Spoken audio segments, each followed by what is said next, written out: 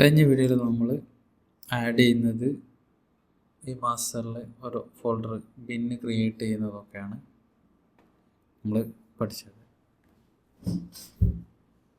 അപ്പോൾ പുതിയ വീഡിയോയിൽ ബേസിക് ആയിട്ടുള്ള കുറച്ച് കട്ട് കാര്യങ്ങൾ അതൊക്കെ നമുക്ക് പഠിക്കാം.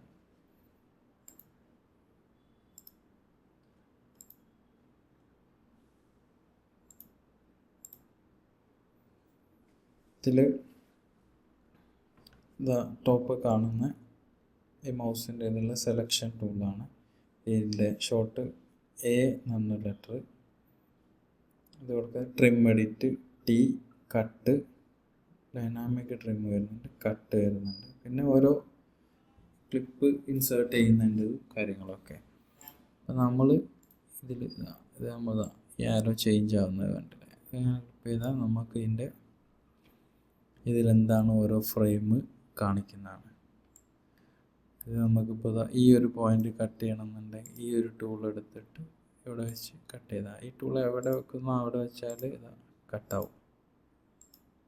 ഈസി ആയിട്ട് കട്ട് ചെയ്തെടുക്കും. കൺട്രോൾ സെഡ് അടിച്ചാൽ മാറും. അതേപോലെ തന്നെ ഈ സെലക്ഷൻ ടൂള് ഇത് മാറി മാറി എടുക്കുന്ന റിസ്ക് ഒഴിവാകാൻ വേണ്ടിയിട്ട് നമ്മൾ ഇവിടെ കട്ട് ചെയ്യണമെന്നുണ്ടെങ്കിൽ ഇതിപ്പോൾ സെലക്ട് ചെയ്യാതെ ചെയ്തിട്ടുണ്ടെങ്കിൽ കൺട്രോൾ ബി അടിച്ചാൽ കണ്ട ടൈം ലൈൻ ഫുള്ളായിട്ടാണ് കട്ടാവുക. ഇതിലധികം മുകളിൽ ലെയർസൊക്കെ ഉണ്ടെങ്കിലും കൂടി കട്ടാവും. അപ്പോൾ അങ്ങനെ കട്ടാവാതിരിക്കാൻ വേണ്ടിയിട്ട് നമുക്ക് ഇതിൻ്റെ പ്ലെയറിൻ്റെ എവിടെ വേണമെങ്കിലും വെച്ചതിന് ശേഷം സെലക്ട് ചെയ്യാം. അതിനുശേഷം കൺട്രോൾ ബി അടിച്ചാൽ സെലക്ട് ചെയ്തത് മാത്രമേ കട്ടാവും. പിന്നെ ഇത് നമുക്ക് റിമൂവ് ചെയ്യണം.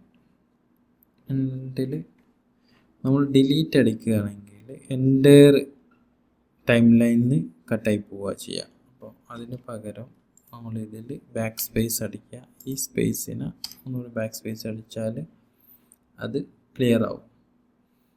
ജസ്റ്റ് ഇതിൻ്റെ മുകളിലേക്ക് ചെയ്യണമെന്നുണ്ടെങ്കിൽ പ്ലേ ഇതിൽ ഡ്രാഗ് ചെയ്ത് മുകളിലേക്ക് ഇട്ടാൽ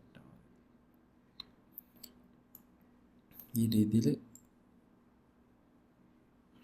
ഏതാണോ ടോപ്പ് ഫോട്ടോഷോപ്പൊക്കെ ഉള്ള പോലെ തന്നെ ഇതിൻ്റെ മുകളിൽ ഏതാണോ വരുന്നത് അതാണ് നമ്മൾ വിൻഡോയിൽ കാണാൻ പറ്റുക.